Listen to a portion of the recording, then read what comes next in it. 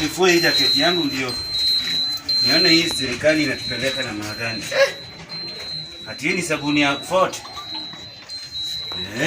Serikali ya asla, hata tani asla. Mrembo.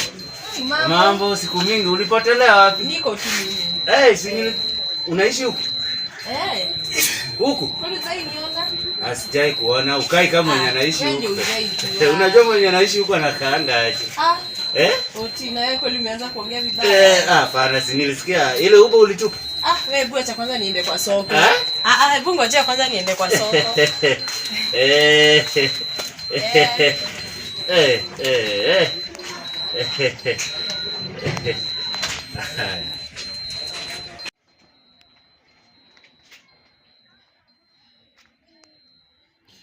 Pengine anaenda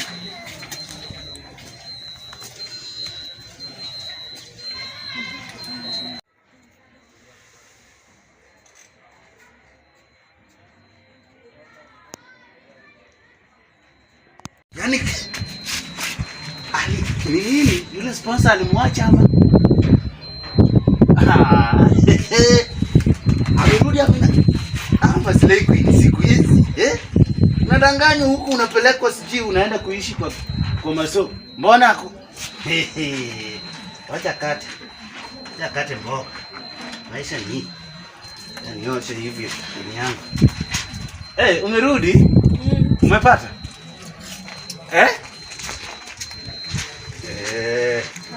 Noma.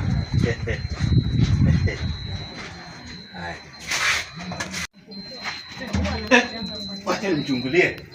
Anaenda aje?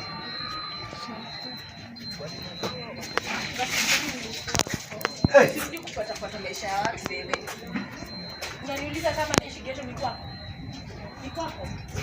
Unaniuliza kama naishi ghetto ni kwako? Ati kama msichana kama kweli sifai kuishi. Kuna kitu yako natumia kwa hiyo nyumba? Pole. Kuna maisha yako hapo? Pole. Pole inanisaidia na nini? Pole. Nyinyi vijana wangu. Vijana huko kwa tabia mbaya sana. Nini unafua ama ni maisha yangu na? Mimi nimekuuliza tu kama unaishi. Ufanye nini after kuuliza? Ulikuwa unauliza ufanye nini?